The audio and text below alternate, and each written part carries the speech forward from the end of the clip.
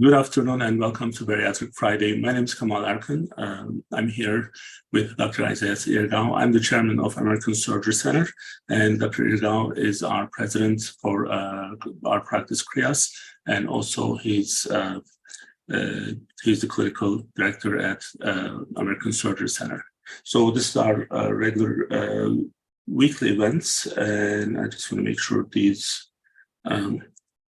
messages are taken care of, so then everyone can watch us. All right. So, Dr. Irgau, it's so good to be with you again.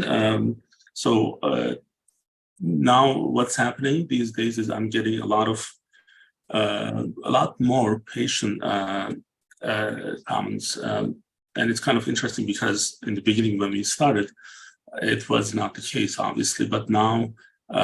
When I was at the surgery center last week, I believe, so a couple of the patients, they already knew who I was because they're watching these videos. Yeah. So, and then when we call them for the, during our case conferences, they actually make references to the videos. So now we know that these videos are going to the right direction.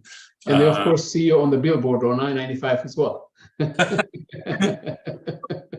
Now, as we are getting kind of adjusting our new fame and being famous now, we still want to help our patients, right?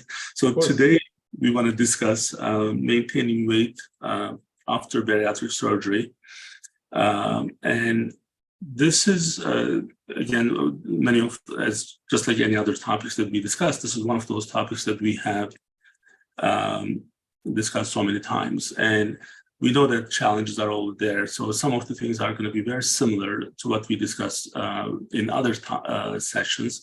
Some are maybe unique, but if we were to kind of just look at this issue overall, what are the things that we need to be careful, how we can actually maintain, like I'm looking at one of our patients from our support group. He's referencing to 120 pounds weight loss. So that's great. So how am I going to maintain that? So this is a post-surgical issue, and the things to do and not to do. So then we are going to cover this from different angles. Absolutely. It's an important topic. Clearly, it goes along with our assertion all the time that obesity is a chronic disease. You know, it's not something that you take care of once and then it goes away. It is a condition that is really very, very much part of the biology that drives it. And when we do the surgery, of course, we do make substantial changes in the way the digestive tract enables energy storage and energy consumption, but the basic biologic drive that gets people to become heavy in the first place cannot be addressed by the surgery itself, right?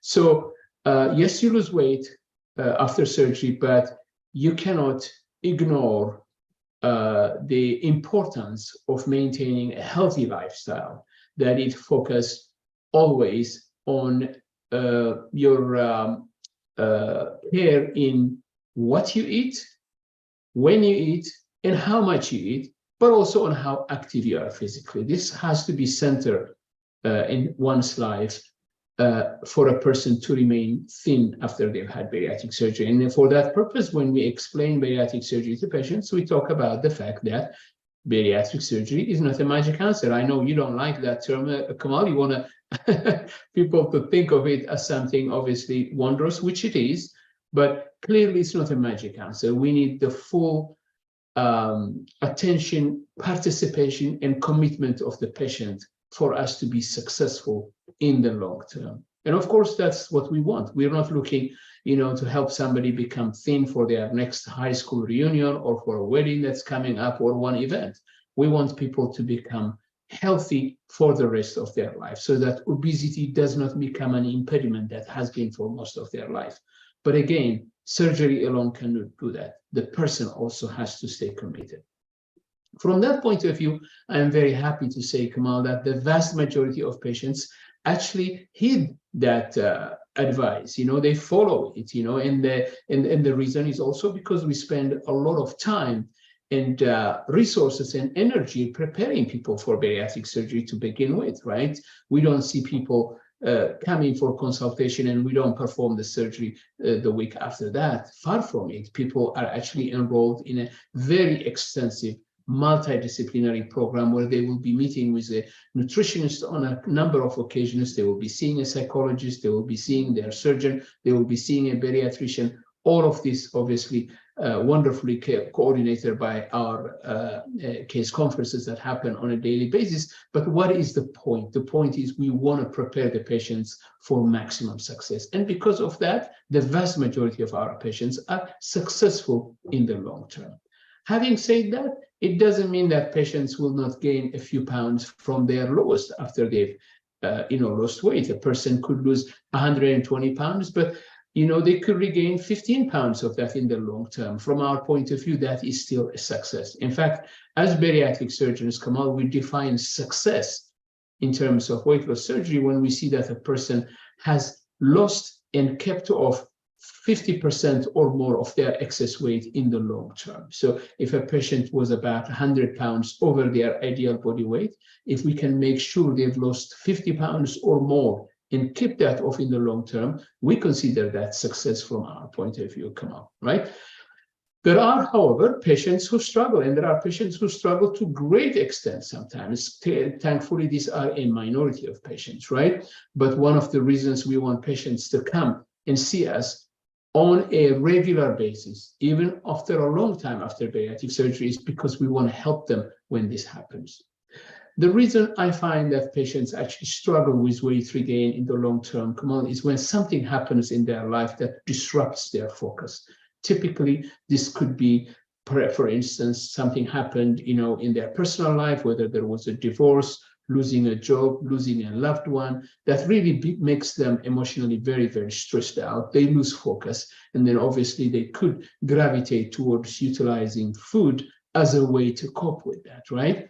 And people may ask, but if they have a small stomach, if you've done surgery on them, how can they regain weight? How would they be able to eat and regain weight, even if they are really struggling emotionally? Well, the truth is, Kemal, is that even when you have a small stomach after a sleeve gastrectomy or after gastric bypass, if you eat continuously with high frequencies through the day, very high calorie content foods, obviously you are going to accumulate enough calories that the body will start storing energy, and then the weight could eventually come back. When people are in these situations, we want them to reach out to us, right? To make sure they come to us. And I understand very often patients shy away from doing that because they feel some kind of, they are almost ashamed to come back to us and say, look, I haven't succeeded with the tool that you've given me. But we're not here to judge, we're here to help. We want patients to reach out to us at the time in which they are the most vulnerable. We are their home. We are the ones who can really provide the resources, the support that will allow them to refocus again, right? So struggling can happen. It can happen 2 years after surgery. It can happen 7 years after surgery, particularly, as I said, if an event happens in their life that really gets their focus away. But we want them to really reach out to us, and we have the resources to do that. There's a, they can reach out and talk to their surgeon. We'll be able to get them together with their nutritionist. And then, of course, there are more resources nowadays. We can put them in programs, including weight loss medications that could be a wonderful adjunct for people who are struggling, in the long term. Absolutely. So, the other issue is with can we actually talk about the portion control? And I do want to make a reference to the Robart products. I have a couple of them with me, but this is one of the bars that we have. And this one is the beverage, and this is the pudding. So like if you were to kind of like look at them now why are they in my office? Because I use them. So for meal replacement. By example, right? Well, in many cases, trying. Yeah. So, but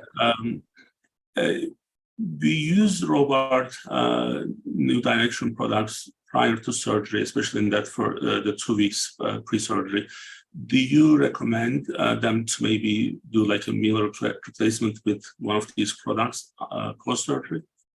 Absolutely, absolutely. I think there is a place for that. It's not for everyone, of course, depending on their circumstances. But for instance, in the long term, utilizing one of these products as a way to go through the day, for instance, or to curb that hunger, or to curb that need to munch on something, right? It's a good way to do that. Why? Well, first of all, these are products that are full in their nutritional content. They will have all the important nutrients that one needs. Secondly, the caloric content is well restricted and controlled. And for the vast majority of patients, these are actually fairly filling after people eat them, particularly people who've had bariatric surgery, because obviously there is not much capacity within the stomach. They will feel full very quickly. Now, the good thing is they come in different flavors and also different preparations, as you showed them right now, whether it's a bar that you can eat, whether it's a shake that you can drink, or a pudding that you can eat, which is kind of semi-solid. They come in different varieties, and one can make them almost like a replacement of a meal during the day, particularly for people who struggle with needing to have something in the middle of the day. So that's one way of utilizing it. Another way, which I think is a good way of utilizing this meal replacement diet, is for people who, for instance, are struggling, for instance, to maintain that weight loss, or who want to really go beyond a certain level and they are hitting a plateau, in their weight loss journey.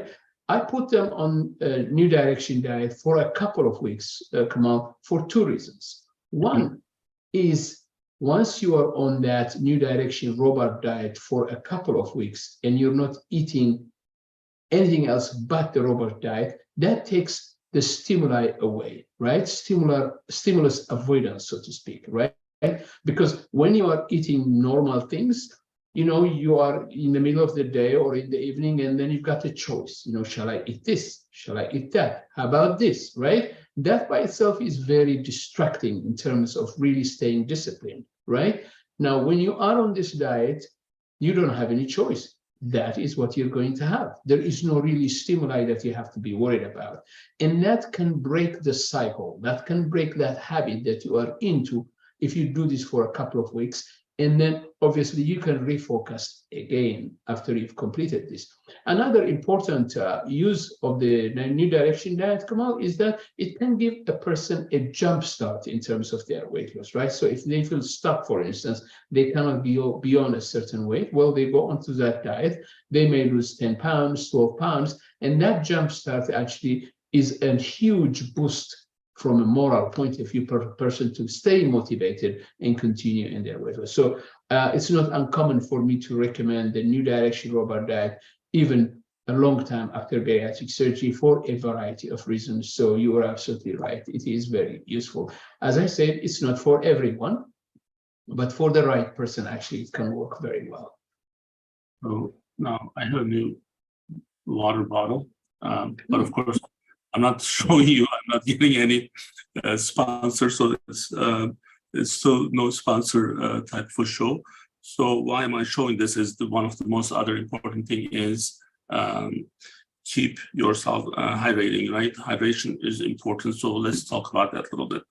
Yes, absolutely. That's actually a great point, Kemal. So why do we emphasize on hydration? Well, first of all, after people have had bariatric surgery, naturally they will be eating less food, right? If they eat less food, they will actually not get the portion of water that is incorporated in their food. If you look at most of the foods that we add, a great content of the food that we eat is actually water, right? So if you're not eating enough, a lot, which means that that proportion of water that you are getting from the food, you're not getting any longer. You have to replace that because our body needs constantly a certain amount of water, right? So that is important. Another reason why focusing on hydration is important, Kemal, is because when you've had bariatric surgery, you cannot afford to become thirsty and then try to catch up by drinking a lot of water. And the reason is simply you don't have enough stomach capacity to drink a lot of water at once, right? I have a bottle of water right here, Kemal, and if I was very thirsty, I could drink maybe almost all of it at once, even because my stomach capacity is normal. But if I had bariatric surgery, I would not be able to do that, right? So we don't want people to wait until they are very thirsty, because then they may not be able to catch up, soon enough.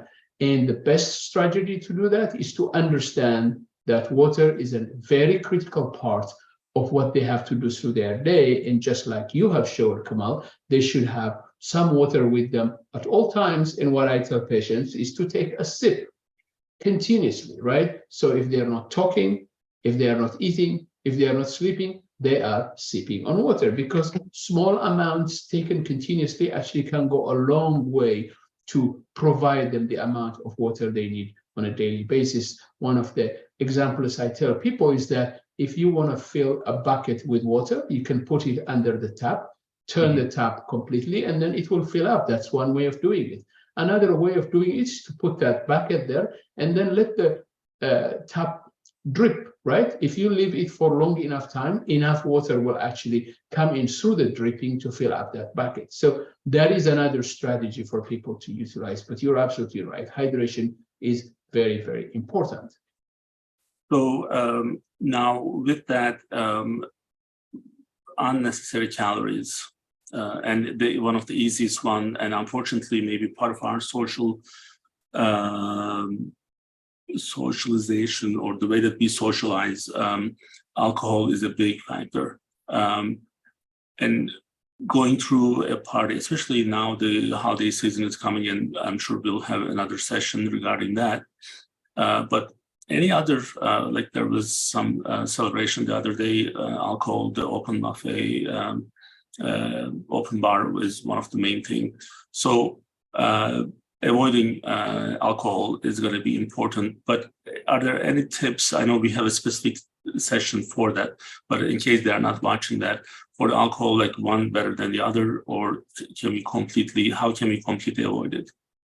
Yeah, absolutely. And you're absolutely right. This is such an important topic. As you said, we usually will have a full session talking about it, but you're absolutely right. So whatever we drink with alcohol is what we call empty calories, right? It's just going to be there to fill up with more energy that the body will be storing without us getting any nutritional value out of it. But more importantly, obviously, alcohol, particularly alcohol excess after bariatric surgery, can be very dangerous, because alcohol excess after bariatric surgery is not alcohol excess in the normal situation. The normal situation, for instance, a person may be able to drink 2-3 glasses and not think much about it. But with bariatric surgery, that is actually far too much, far too much, not only in making the person drunk very quickly, but also because it can lead to liver damage with much less alcohol than a person might think, right? So that's one idea. And then the other thing is, as we know, is alcohol is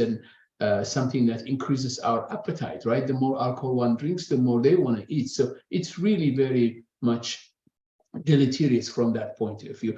And then, of course, the other biggest issue is if a person has any inkling to become really dependent on alcohol, that is something that they don't want to touch at all. So if they had any issues regarding alcohol intake before bariatric surgery, in fact, my recommendation for people is to absolutely abstain completely from alcohol. So there are definitely problems associated with this. Of course, the other practical problem, of course, is dehydration as well, if they are drinking alcohol instead of drinking water.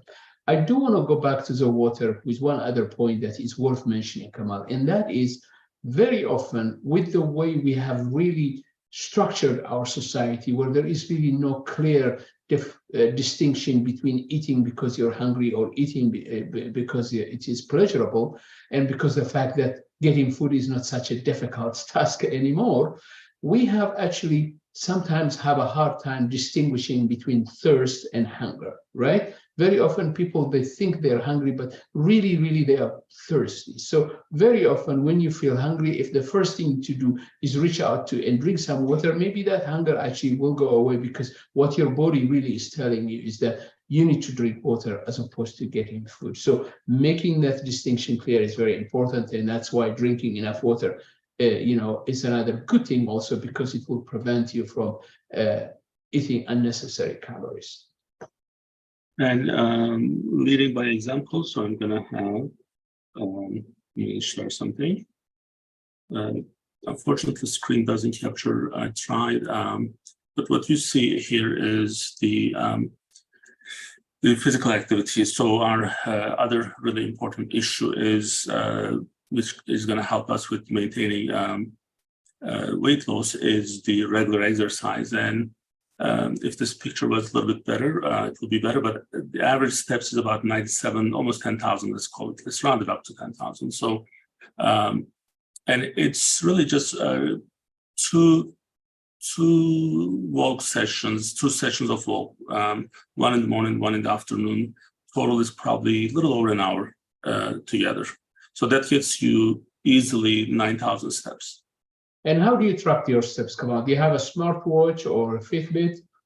Through your cell phone. So almost everybody has a cell phone nowadays, which means if they keep their phone with them, they are able to track their steps, and they should. That's really a very good habit as well. And I think tracking is really important for other things as well. So, like, we know that the regular exercise, have so many other benefits other than the weight loss or maintaining with the circular system. Especially patients with diabetes or heart disease, this is an extremely important one. And one thing that you always say, doesn't have to be like a really heavy exercise, is to walk. It just, you need to get up and walk, and just maybe 700-800 steps and come back. That's fine. That's still okay if you are doing it with enough repeats. So, but tracking is kind of like a good way, at least like people like me. I'm kind of competitive with the numbers, so if I see it, like if there was a day the other day that I was going to be less than 10,000, I forced myself to go out and walk. So there are ways to actually do it and keep track of your activities. Now, last time, 2 weeks ago, I shared this, and I'm going to share it again. So I use this on one side. On one hand, I use it for, the struggles that we also go through. Even without the morbid obesity, we still have issues to keep and maintain our weight, and in some cases try to lose some. And one of the reasons that you see these robot products is because it's part of that. But I think 2 weeks ago I shared this, and I'm going to show you guys again. These are the days in September that I was fasting, intermittent fasting. And there are 16 logs here. So out of 30 days, there's still tomorrow, right? Take the eight of them for the weekends. There are 22. I may be missing a couple of them, but let's say I didn't miss any. 16 out of 22 days, I'm fasting. Yep. And it's still not easy. Okay. So I think this would help people to understand. This is also part of the tracking, like track what you eat, how you eat, and then you'll be able to actually see, like this. Actually, there's one that gives us our total number of hours. So average 16 hours, no food, or no food actually. So that's how it is happening. So knowing this is for all of us, then hopefully people will have a better kind of like understanding of what it takes to get to this level. Absolutely. And it's still not happening. Like I'm sure Dr. Irgau, tonight we are going to talk about some of my issues, like slow process. Like why am I like I'm doing this, I'm doing that, but the process is still slow. That means don't give up, because it's just it's coming, but it's coming slowly. But patients with 120 pounds, 130 pounds, 80 pounds, 90 pounds, when they lose that much, that already is a great motivation. So now it's all about having good habits, keeping and maintaining those habits. So the walk shouldn't be like part of like, well, damn it, I have to walk again. It should be fun. So make it fun. Like, what do you like? If you need to listen to music, you can. If you need to read a book, you can have your audio and then listen to a book. You can like on these days, YouTube. If you pay the premium monthly, it doesn't have any commercials. You can listen to anything. It doesn't have to be music. So you just need to find things that's going to keep you occupied while you're walking. So then things are going to be easy. So that's not just post-surgical patients, but people like us. We have to go through the same thing. Dr. Ergau, what about the support system? What would you say, other than, let's take our dietitians out of it for a second.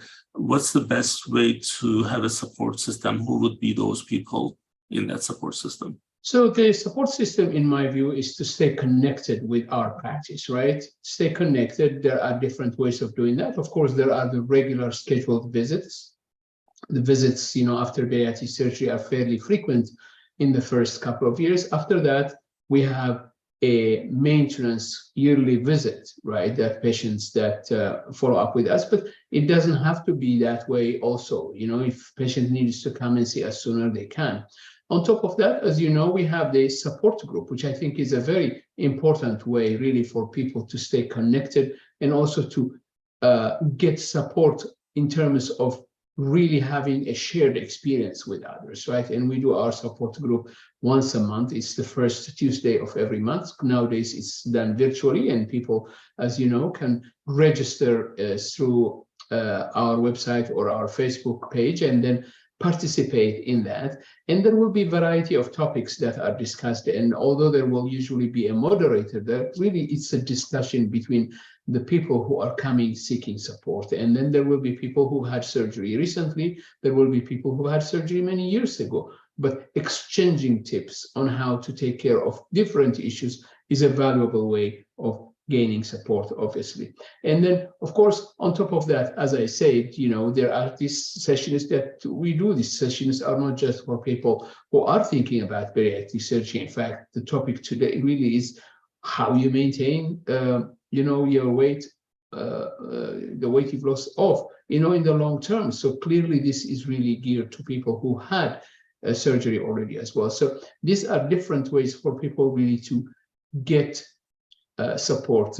And even if these are things that people know, just listening to them, again, and having a different way of issues being explained by itself is actually a way to reinforce and to get you motivated to do things that you've thought that you plan to do for a while, but you haven't actually done it. So this kind of support is important. So the last thing we want, Kemal, is for a patient to have gastric sleeve, be seen 2 weeks after surgery, and then disappear from our radar. That's really not a good way to do it, particularly because there are many issues that require follow-up in the long term as well. And not least of them is the fact that we want to make sure that nutritionally the patient is actually getting all the nutrients they need, all the vitamins they need. And one of the things we do on a regular basis in the long term is to check vitamin levels by doing blood tests. These are important.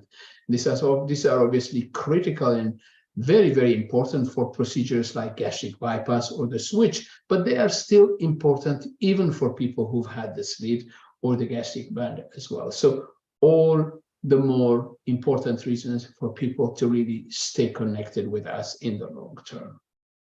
So as we always say, this is a challenge, but once you master certain things and make them permanent, make it permanent habits, that's how things are going to be easier.